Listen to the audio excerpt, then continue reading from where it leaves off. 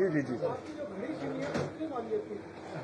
घड़ी जब मैंने खरीदी थी तो उस वक्त उसकी जो मालियत थी, आज वो उसके 3 गुना है, क्योंकि वो मेरी थी 12-13 साल पुरानी घड़ी। तो मैंने समझे सस्ते वक्त में ली थी, जब सोना भी सस्ता होता था। अब सोने की कीमत आपको पता है पाकिस्तान में अब वर्ल्ड वाइड कितनी हो गई है। तो वो मैं ये चीज़ें मैटर इसलिए नहीं करती।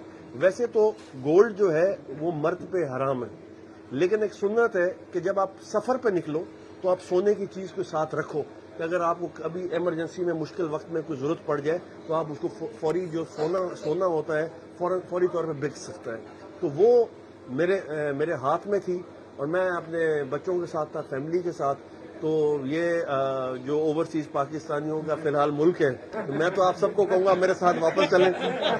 यहाँ पे जो हमारे मेज़बान हैं इनकी भी घड़ी छिनी, मेरी भी छिन गई, लेकिन अल्लाह का शुक्र है जान है तो जहान है। ये चीज़ें तो आने जाने की होती हैं, और जो चीज़ आपके नसीब में नहीं है वो आपको कोई दे नहीं सकता, और जो चीज़ आपके नसीब में है वो सारी दुनिया भी आपको मुखालफत करे वो आपको कोई दे नहीं सकता, ले नहीं सकता।